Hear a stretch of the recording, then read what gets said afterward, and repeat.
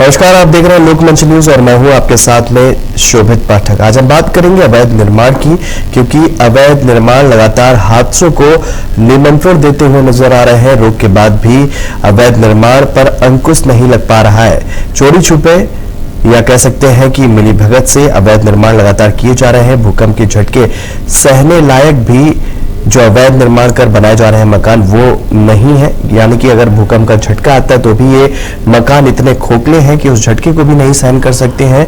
तमाम नियमों की अनदेखी की जाती है, तमाम नियमों में हेरफेर किया जाता है। मिलीभगत की भी जो खबरें हैं वो आए दिन हमारे सामने आती हैं, मिलीभगत भी देखी जाती है, जिसके चलते लगातार धड़ल्ले से ये बढ़ते चले जा रहे हैं अवैध निर्माण। ग्रेटर नोएडा की बात करते हैं तो 2 इमारतों के ढहने से कई लोगों की मौतों ने लोगों को दहशत में डाल दिया था। मानकों को ताक पर रखकर अनेक जगहों पर संगठित रूप से अवैध निर्माण का धंधा जोरों पर चल रहा है। यहाँ लोगों का कहना है कि यह सब कुछ निगम राजस्व विभाग व पुलिस की जानकारी में होता है, लेकिन वे चुप्पी साधे रहते हैं। नतीजा यह हो रहा है कि मकान के सामने बने चबूतरे गली की चौड़ाई को निकल रहे हैं, तो वहीं छज्जा आसमान को निकलता हुआ नजर आ रहा है। इस स्थिति में यदि कहीं कोई अनहोनी हो जाए तो राहत बचाव कार्य में मुश्किल हालातों का सामना भी करना पड़ रहा है। इन सब मुद्दों पर विस्तार से बात करेंगे। हमारे साथी रिपोर्टर अलग अलग जगहों से जुड़ चुके हैं। गाजियाबाद से अजीत रावत हमारे साथ जुड़े हुए हैं, कानपुर से मुकेश हमारे साथ जुड़ गए हैं और देवेंद्र कुमार जो है वो भी हमारे साथ जुड़े हुए हैं एटा से। तो सबसे पहले मैं अजीत के पास जाना चाहूंगा, अजीत से जानना चाहूंगा क्योंकि गाजियाबाद में अजीत मौजूद है और ग्रेटर नोएडा, गाजियाबाद और नोएडा में कई ऐसे मामले आते हैं अवैध निर्माण को लेकर जिस पे कार्रवाई की बात की जाती है। सबसे पहले अजीत जो है आपसे जानना चाहता हूं कि किस तरीके से अवैध निर्माण जो है अभी भी धड़ल्ले से चल रहे हैं। लगातार शासन प्रशासन के अंकुश के बाद भी इसमें कोई भी अंकुश लगता हुआ नहीं नजर आ रहा है। अजीत आपकी आवाज नहीं आ रही है। अजीत आपकी आवाज नहीं आ पा रही है। हो जाते हैं, उसके बाद अधिकारी उसका संज्ञान लेता है और अधिकारी का फिर एक्शन उस पर दिखता है, क्योंकि अचानक से अधिकारी प्रकट हो जाते हैं और उसके बाद जो वो अवैध बिल्डिंग है, अवैध तरीके से जो पूरी इमारत खड़ी हो जाती है कई साल बाद जब अधिकारी आखिरकार उस समय अधिकारी कहा जाते हैं जब एक बिल्डिंग तैयार हो रही थी, अवैध तैयार हो रही थी, उस वक्त अवैध तरीके से उस बिल्डिंग का निर्माण किया जा रहा था। ऐसे में जो गाजियाबाद के रिहायशी दिल्ली को पता रिहायशी इलाका है, यहाँ पर आए दिन इस तरीके से मामले जो है वो देखने को मिलते हैं। हाल ही में ही गाजियाबाद का जो थोड़ा नगर पालिका है वहाँ पर कई ऐसे मैदान थे जो ध्वस्त हो गए थे, जिसमें कई लोग घायल भी हो गए थे, कई लोगों की उसमें मौत भी हुई थी। उसके बाद प्रशासन जाता है तब जाकर के इस आसपास के इलाकों में जो अवैध तरीके से बनाई गई इमारतें हैं उस पर नजर चलाते हैं और उस पर कार्रवाई करते हैं। उससे पहले अधिकारी जो है वो आंख मूंदे रहते हैं और उसके बाद आखिरकार किसकी मेरे कागज को ये जो पूरा कार्य है वो चलता है, किस तरीके से वो निर्माण बन करके खड़ा हो जाता है। अभी हाल ही में 2 दिन पहले गाजियाबाद के वसुंधरा इलाके में वो ऐसे बिल्डर थे जो अवैध निर्माण कर अवैध बिल्डिंग जो है वो बना रहे थे, जिस हालांकि वो बनकर के पूरा तैयार हो गया था, जिसके बाद अब अधिकारियों ने संज्ञान लिया है। उसके बाद उसको ध्वस्त कराने का भी आदेश जो है प्रशासन को मेरठ रेंज के अधिकारी उसका संज्ञान लेने के बाद उस पर अब दूसरे जो उसके आदेश दिए गए हैं। जी, उसके बाद आपको बता दूं कि तमाम ऐसी जगह है जहाँ पर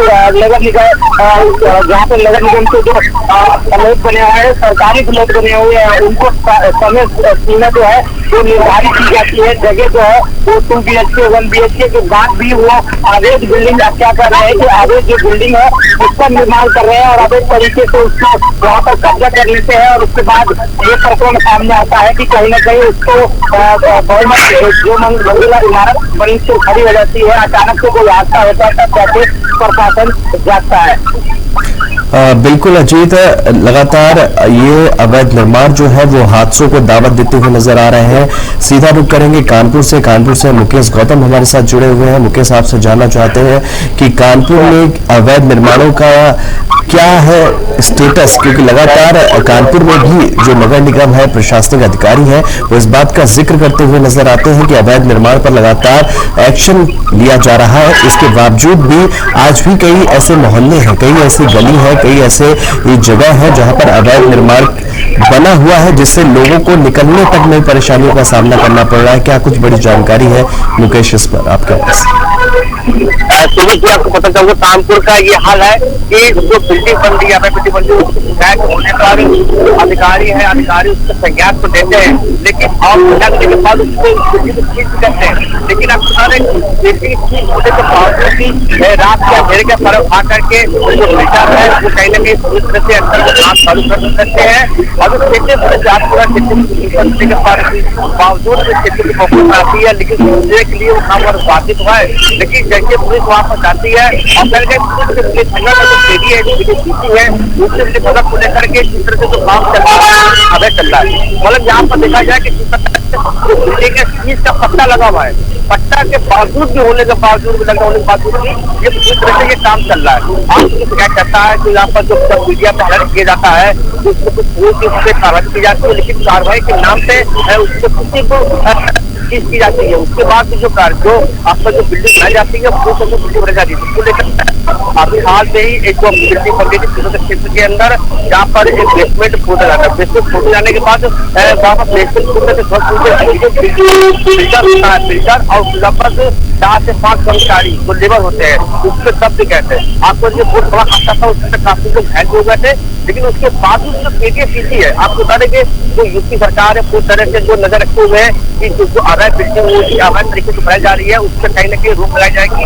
लेकिन जो कानपुर में पेटी है वो कहीं ना कहीं बिल्कुल ढीला रवाली का हाथ ढीला कर रहा है, वो कहीं ना कहीं से वो पूरी तरह से वहाँ पर काम कर रहा है। लेकिन अब जब काम होता है बिल्कुल हो जाता है, लेकिन होने के बावजूद भी अंदर कहीं ना कहीं पूरी तरह से काम चल रहा है। बिल्कुल मुकेश, देखिए लगातार जो है कानपुर की बात करते हैं, केडीए का आपने जिक्र किया, केडीए का दायरा भी बहुत व्यापक है और काफी जगह जब केडीए की पहुंच बढ़ती हुई नजर आ रही है। लेकिन अगर अवैध अतिक्रमण पर बात करें तो कार्रवाई उस तरीके से नहीं देखने को मिल रही जिस तरीके से होनी चाहिए। कहीं ना कहीं एक ये भी निकलकर सामने आता है, लोगों से बात करो कि लोग जो है किसी ना किसी दबाव में आकर जो कर्मचारी है, जो विभाग के जिम्मेदार अधिकारी है, वो कार्रवाई से बचते हुए भी नजर आते हैं। रुक कर लेते हैं सीधे देवेंद्र कुमार का, एटा से हमारे साथ देवेंद्र कुमार जुड़े हुए हैं। देवेंद्र, देखिए आपसे जानना चाहते हैं, हमने शहरों की तो बात कर ली, शहरों में अवैध निर्माण को लेकर जो है अभी भी पूरी तरीके से अंकुश नहीं लग पाया। लगातार जो है प्रशासनिक अमला है वो इस पर अंकुश लगाने की कोशिश करता हुआ जरूर नजर आता है, लेकिन अभी पूरी तरीके से अंकुश नहीं लग पाया है। देवेंद्र, आपसे जानना चाहते हैं कि ग्रामीण इलाकों का क्या हाल है, क्योंकि अगर अवैध निर्माण की बात करते हैं तो ग्रामीण इलाकों में भी अवैध निर्माण की समस्या जो है वो गहराती हुई जा रही है। लोग जो है अपने मकानों का दायरा जो उनकी तय सीमा है उससे बढ़ा लेते हैं, आगे बढ़ा लेते हैं, चबूतरे को आगे बढ़ा लेते हैं, छज्जे को आगे निकाल लेते हैं, जिससे कभी कोई गली मोहल्ले से गुजरने वाले वाहनों को भी दिक्कत होती है। जब लोगों की संख्या बढ़ती है, कोई कार्यक्रम होता है, तो भी यहाँ पर अवैध निर्माण के चलते लोगों को समस्या का सामना करना पड़ता है। क्या कुछ बड़ी जानकारी है एटा में किस तरीके से प्रशासन जो है वो अंकुश लगाता हुआ नजर आ रहा है और कितना अंकुश एटा में लग चुका है अवैध निर्माणों पर? बता दें आपको किस तरह से किताब की बात लगातार अवैध निर्माण की बात की जाए या अवैध कार्य की बात की जाए, लगातार चलते रहते हैं। पुलिस के साथ दी जाती है, शासन को पूरी तरह दी जाती है, तो समय समय पर कार्रवाई तो उसको देखे जो अवैध कारोबारी है, अवैध निर्माण करते हैं, अवैध कब्जादारी है, ये कहीं न कहीं रुकने का माहौल गाँव की बात की ग्रामीण क्षेत्रों में यहाँ जो किए जा रहे हैं वहाँ से निकाल दी जाती है, जिससे कि आम लोग का आना जाना होता है वो काफी परेशान करते हैं। कई सारी समस्याएं होती है, लेकिन जो गाँव तक वो अपने वोट को पाने के चक्कर में कोई करेगी हालांकि सरकारी वही करेगा। पे कार्रवाई करके कस्टमर हटाने का प्रयास कर रहा है। और शहर की बात आती है आती है और जमा करता है, लेकिन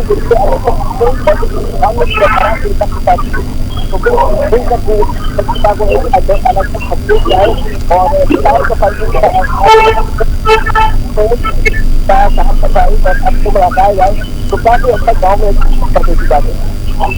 बिल्कुल देवेंद्र, लगातार जो है इस पर भी अंकुश लगाने की ओर लगातार ग्राम प्रधान है। अगर ग्रामीण क्षेत्रों की बात कर लेते हैं और भी अन्य जुड़े हुए प्रशासनिक अमले हैं जो इस पर अंकुश लगाने की बात करते हैं, लेकिन पूरी तरीके से फिलहाल यहाँ पर भी अमल होता हुआ नहीं नजर आ रहा है। चलेंगे अजीत के पास।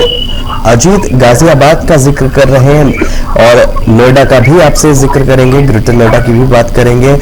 देखिए, अभी हाल फिलहाल में कुछ खबरों पर ध्यान दें तो हिंडन नदी से जुड़े हुए जो क्षेत्र है, यहाँ पर डूबत जो क्षेत्र के दायरे में आते हैं, वहां पर भी कुछ लोगों के द्वारा अवैध निर्माण करा दिया गया। कॉलोनियां काट दी गई, डूबत क्षेत्र में आने वाली इन जगहों पर भी कॉलोनियां काट दी गई, फार्म हाउस बना दिए गए, जिसकी वजह से अब इनको तोड़ने की बात कही जा रही है। अब इनमें लोग रहने लगे हैं और जब इनको तोड़ा जाएगा तो फिर कहीं ना कहीं लोगों के बीच में और कह सकते हैं प्रशासन के बीच में विवाद की स्थिति देखने को मिल सकती है। तो फिर इन पर जब ये बन रहा था, जब ये निर्माण हो रहा था, तब इस पर अंकुश क्यों नहीं लग पाया और इसका जिम्मेदार जो है जनता किसे मानती है? अजीत, देखिए, बिल्कुल स्वरूप मैं आपको बता दूं, ये हमें समझना पड़ेगा कि किस तरीके से यहाँ पर जो धांधलेबाजी है वो चल रही है यहाँ पर, और प्रशासन की आंखों में धूल झोंक करके, या ये भी कह सकते हैं कि प्रशासन की मिली भगत से वहाँ पर अवैध प्लॉटिंग का कार्य जो है वो करते हैं। क्योंकि जो आम नागरिक होता है उसकी खून पसीने की मेहनत से वो वहाँ पर बिना सोचे समझे अवैध क्षेत्र में जमीन तो ले लेता है अपनी खून पसीने से। उसके बाद जो उसके साथ बीतती है, उसके बाद कोई भी बिल्डर, कोई भी जो डीलर है वो वहाँ नजर नहीं आता है। क्योंकि अवैध जगहों पर क्षेत्र में अवैध तरीके से प्लॉटिंग करके वो अपना आशियाना जो है वो पाई जोड़ के आशियाना को खड़ा कर देते हैं। उसके बाद जब प्रशासन का जब चालू चलता है तब वो आम नागरिक पर गाज जो है वो गिरती नजर आती है। सबसे बड़ी बात ये कहूंगा कि वहाँ पर जो कॉलोनियां है, अवैध कॉलोनियां क्षेत्र के अंदर बना दी जाती है।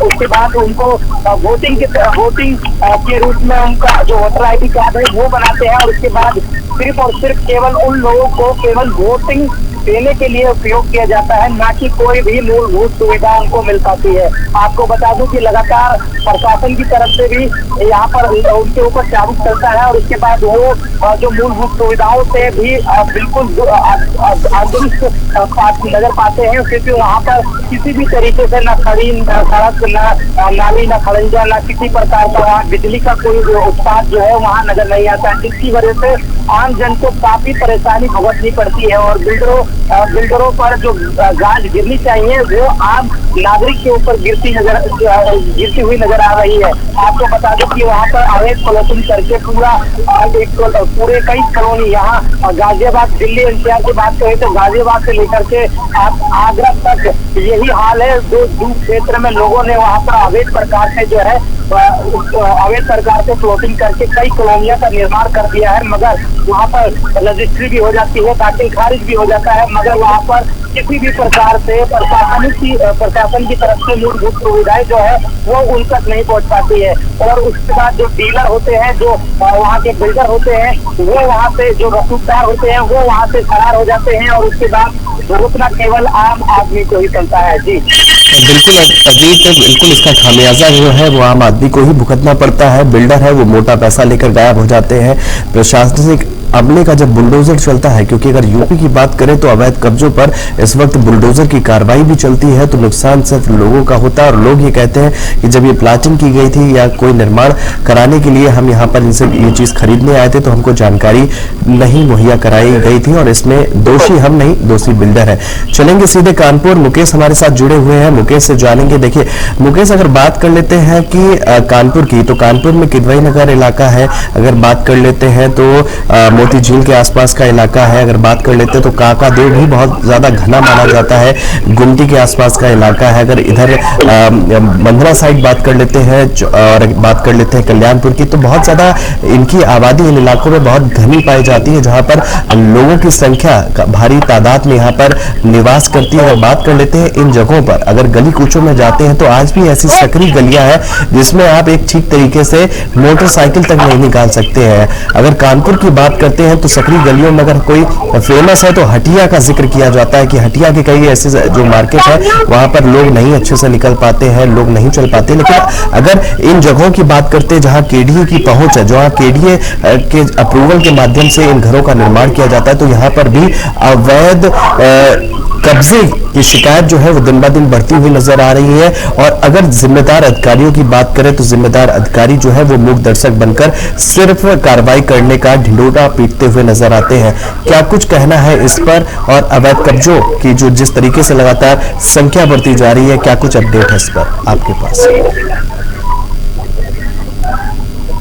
मुकेश जी, शुरू की आपको बताना चाहूंगा जिस तरह से कानपुर में जो कल्याणपुर घूमने का हो, और आपको जो बिल्डिंग मिल रही है वहाँ का जो प्लेट वो कहीं ना कहीं जो मटेरियल पूरा होता है, मटेरियल पूरे जो प्लेट डाल देते हैं, उसको लेकर के जो वहाँ के जो खेती लोग होते हैं, जो आवागमन होता है, वो कहीं ना कहीं जाता है। वहाँ पर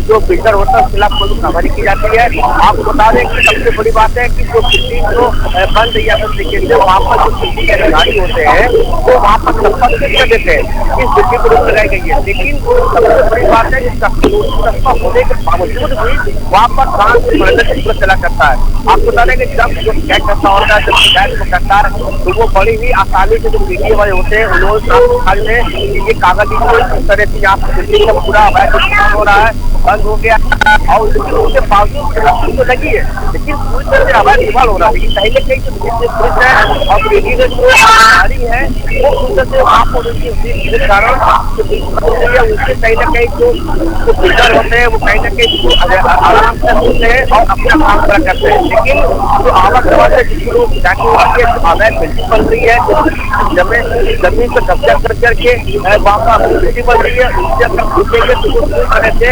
उनकी रात खराब होती है।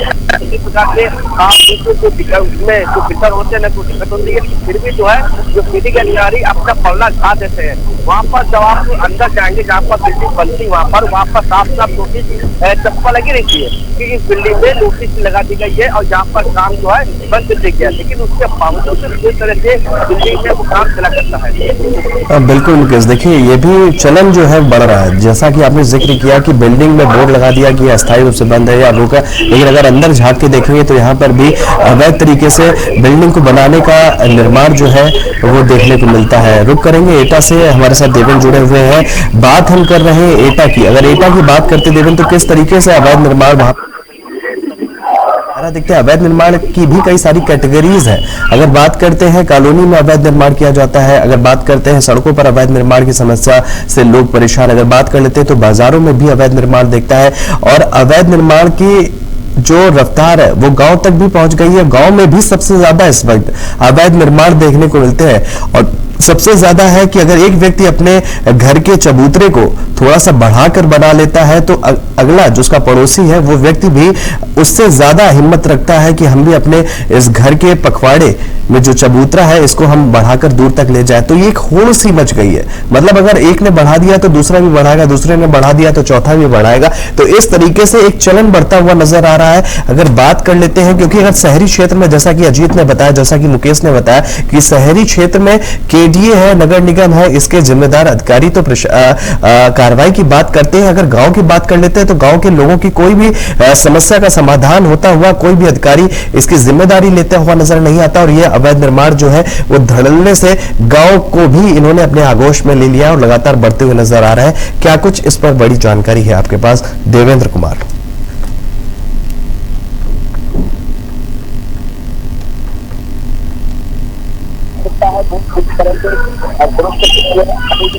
सरकार की बात की जाए, अवैध खनन करने वालों पर, अवैध कब्जा करने वालों पर लगातार सरकार का जो आदेश है लग चुका है, इसको 90-95% कार्यों को आरक्षित किया जाता है। तो वहाँ आपका सवाल है जो अवैध कब्जा करने लगे हैं और ग्रामीण में जो अतिक्रम का कारण बनता जाता है, कहीं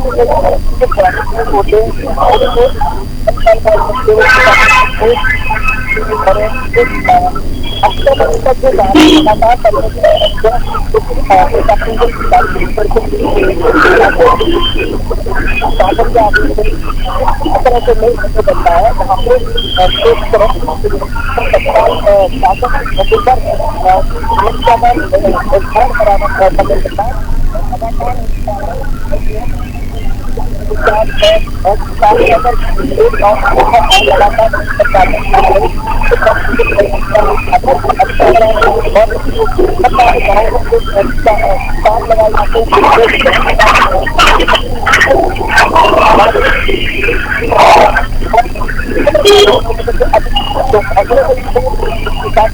तरह से गाँव तक अभी तक नहीं पहुँचाए, शहर की बात की जाए गाँव में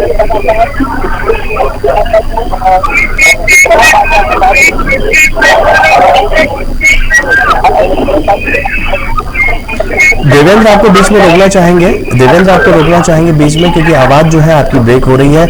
आवाज को ठीक किया जा रहा है। हम थोड़ा सा सवाल जो है वो अजीत के पास सुनेंगे, अजीत से जवाब लेंगे। देखिए, प्रशासनिक तौर पर अजीत क्या है कि कार्रवाई भी की जा रही है। प्रशासन के अधिकारी जो है, सरकार कह रही है कि अवैध कब्जे हटाने को लेकर लगातार कार्रवाई की जा रही है। समय समय पर इस तरह के अभियान भी चलाए जाते हैं, अवैध कब्जा हटाओ अभियान चलाया जाता है। देखने को तमाम तरह के इस तरह के खबरें भी आती है, आज यहाँ से अवैध कब्जा हटवा दिया गया, वहां से अवैध कब्जा हटवा दिया, सड़कों को साफ करा दिया गया, जो रेडी पटरी अवैध तरीके से सड़कों के ऊपर चल रही है उनको हटा दिया गया। लेकिन अगर 10 दिन बाद, उस कार्रवाई के 10 दिन बाद भी अगर हम सड़क से गुजरेंगे तो वो रेडी पटरी, वो अवैध कब्जा फिर से उसी जगह स्थापित होकर मिलता है। तो इसका जिम्मेदार कौन है? क्या अधिकारी जिम्मेदार है? अधिकारी जब उस कब्जे को हटाता है तो क्या वो दोबारा वहां पर जांच के लिए नहीं जाता है कि 5 से 6 दिन बाद वो अवैध कब्जा फिर से वही लगा हुआ नजर आता है? जिम्मेदार कौन है? अजीत, देखिए, ये हमें समझना पड़ेगा। कार्रवाई की अगर बात करें तो उत्तर प्रदेश के मुखिया योगी आदित्यनाथ, वो उत्तर प्रदेश के जो मुख्यमंत्री है, उनके आदेश पर जितने भी जो दिल्ली एनसीआर के अंदर, ये तमाम उत्तर प्रदेश के अंदर जितने भी भूमाफिया है, उनके ऊपर लगातार पुलिस की जो कार्रवाई है, इसका जो काबू है वो लगातार चल रहा है। इसके साथ साथ आपको ये बता दूं कि भूमाफियाओं की कार्रवाई के बाद बिल्डिंग को अवैध घोषणा कर उसको पूरी तरीके से उसको सीज कर दिया जाता है। उसके ठीक 1 महीने बाद या 15 दिन बाद उस बिल्डिंग के अंदर दोबारा से निर्माण हो जाता है। ये निर्माण जो है वो किस तरीके से करते हैं, किसकी मिली भगत है, ये बहुत बड़ा सवाल है। और ये हमें समझना पड़ेगा कि कार्रवाई के नाम पे जो खाना पूर्ति प्रशासन की तरफ से की जाती है वो कहीं ना कहीं एक बड़ा घोटाला है, बड़ा झोल है। तो कहीं ना कहीं सरकार को भी उसके अंदर जो कमियां है वो दूर करने के लिए कोई अभियान चलाना चाहिए या जिला अधिकारी के संज्ञान में डालना चाहिए कि अगर किसी क्षेत्र में या किसी इलाके में अगर वो प्रशासन द्वारा अगर कोई कार्रवाई की जाती है तो उसको नियमित रूप से उसको सीज कर दिया जाता है। उसके बाद जब वहाँ पर प्रशासन पहुँचती है कई दिन बाद तो दोबारा से जब वो निर्माण जो है वो चालू हो जाता है, तो ये बड़ी लापरवाही है जो हम सबके सामने देखने को मिलता है। कई बार ऐसा भी होता है कि कोई लोग जो है वो 2 मंजिल इमारत जो है वो 2 मंजिल से 5 मंजिल की जो इमारतें हैं जो गाजियाबाद के खोड़ा क्षेत्र में जाकर देखने को मिलता है। वहाँ पर तमाम जो बिल्डर है वहाँ पर 5-7 मंजिलों के मकान जो है एक तरीके से खड़ा कर देते हैं और उसके बाद जब मकान से कोई हताहत हो जाती है, जान हानि हो जाता है, जान नुकसान हो जाता है, तो कहीं ना कहीं आम नागरिक पूछता हुआ नजर आता है। क्योंकि आम नागरिक की वहाँ जो स्थिति है वो बिल्कुल सामान्य हो जाती है और वहाँ पर जितना प्रताड़ित आम आदमी होता है उतना प्रताड़ित कोई नहीं हो पाता है। कहीं ना कहीं ये प्रशासन भी प्रशासन की भी कहीं ना कहीं बड़ी एक मिली भगत से ये सारे जो कार्य है वो खाना पूर्ति की कार्रवाई के नाम पर खाना पूर्ति होती है और सिर्फ खाना पूर्ति होती है। यहाँ पर कोई किसी का नहीं है। जब कोई अगर प्रशासन की तरफ से कोई कार्रवाई भी कर जाता है तो आखिरकार 15 दिन बाद या 1 महीने बाद वो निर्माण दोबारा से कैसे संभव हो सकता है, कैसे वो दोबारा से चालू हो जाता है और निर्माण जो है वो पूरा हो जाता है। बिल्कुल अजय, तो ये सवाल जो है लाजमी है और ये सवाल पूछना चाहिए भी, जनता को भी पूछना चाहिए, जो साथी हमारे हैं उनको भी पूछना चाहिए कि अगर एक जगह से अवैध निर्माण को हटा दिया जाता है तो इतनी जल्दी वो अवैध निर्माण वहां पर कैसे स्थापित हो जाता है, इस पर भी सवाल जो है पूछना लाजमी हो जाता है। मुकेश के पास चलेंगे। मुकेश हमारे साथ कानपुर से जुड़े हुए हैं। मुकेश, देखिए, जैसा कि अजीत ने कहा, सवाल वही है, क्योंकि अवैध निर्माण होता है, हटाया जाता है, फिर उसी जगह पर हो जाता है। ये किसी एक शहर की कहानी नहीं है, ये जितने भी शहर है यूपी की अगर बात करते हैं तो अगर आप उसको सही से उसकी पड़ताल करेंगे तो हर जगह अवैध कब्जे की कहानी लोगों के जुबान पर नजर आती है। अगर कानपुर की बात कर लेते हैं तो कानपुर में भी कई ऐसी जगह है जहां पर आज लोगों ने फुटपाथ पर दायरा बढ़ा लिया है। अगर बात करते कॉलोनियों की तो कई ऐसी कॉलोनियां हैं अगर जिनकी सही तरीके से जांच की जाएगी तो उसमें भी अवैध निर्माण जरूर पाया जाता है। तो इस तरह की खबरें भी कानपुर से निकलकर सामने आती हैं। आपसे जानना चाहेंगे कि जिम्मेदार अधिकारी, अगर इसमें जिम्मेदार अधिकारी की मिली भगत सामने आती है, जैसा कि लोग कहते हैं कि अधिकारी जो वर्ग है वो कहीं ना कहीं लेन देन कर लेता है बड़े वर्ग से, मोटे पैसे की डील हो जाती है, जिसके बाद अवैध कब्जे को सहमति मिल जाती है बनाने की। उन अधिकारियों पर अभी तक कानपुर में क्या कोई बड़ी कार्रवाई देखने को मिली है शासन या प्रशासन की तरफ से? मुकेश,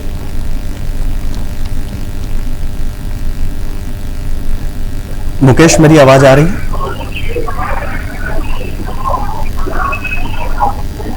मुकेश मेरी आवाज आप तक आ रही है? चलिए, मुकेश से हमारा संपर्क नहीं हो पा रहा, मुकेश से जुड़ने की कोशिश करेंगे। एटा से हमारे साथ देवेंद्र है। देवेंद्र, मेरी आवाज आप तक पहुंच रही है? जी, मेरा सवाल यही था, उस टाइम पे आपकी आवाज जो है वो ब्रेक हो गई थी बीच में, इस वजह से आपको रोकना पड़ा।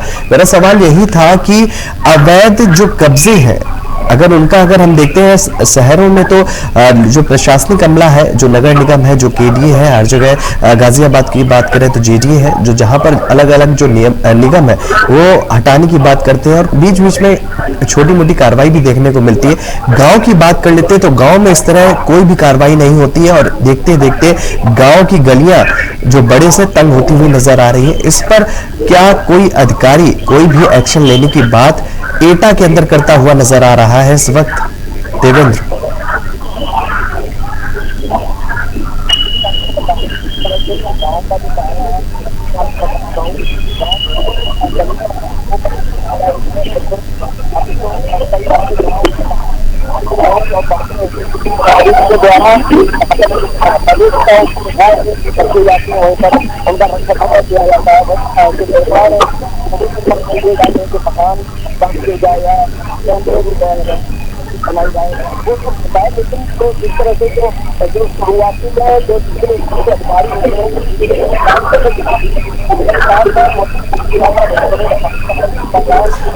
देवेंद्र, हमें लग रहा है कि माइक का कोई इशू है या ऑडियो का कोई इशू है जिसकी वजह से आपकी आवाज जो है वो यहाँ तक प्रॉपर नहीं आ पा रही, बहुत कम आ रही है।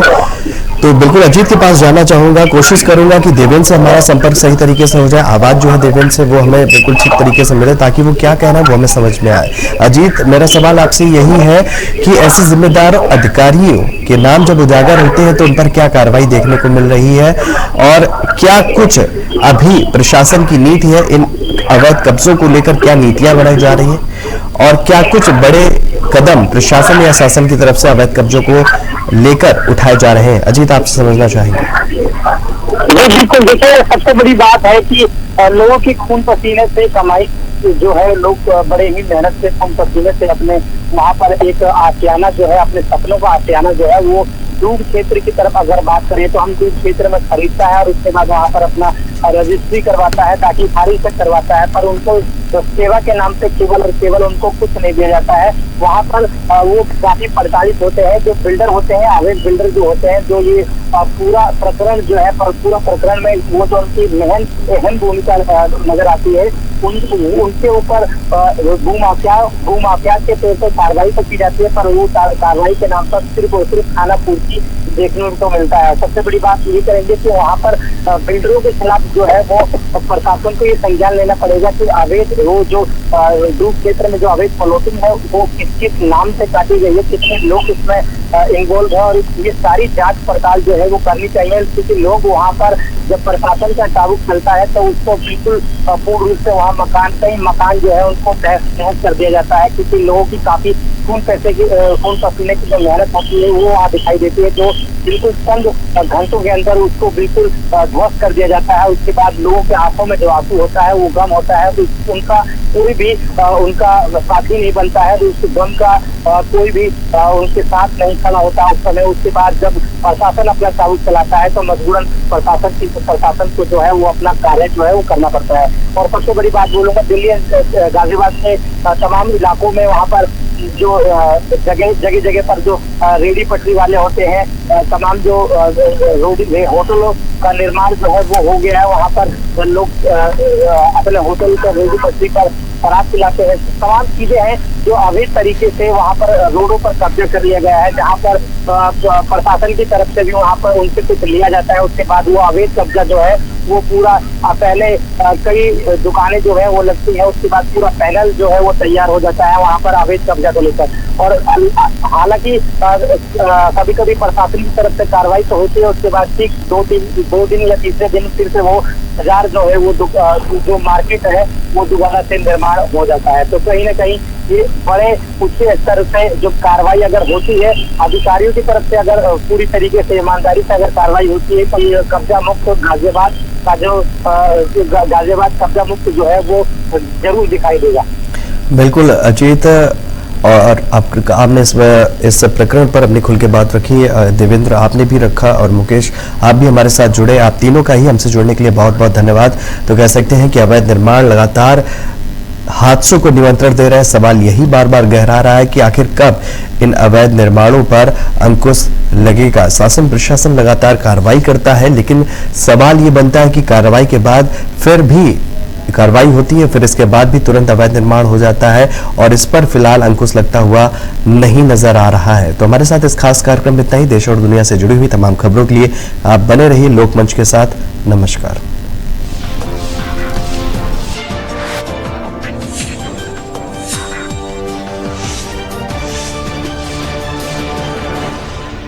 इसे चलाओ यार।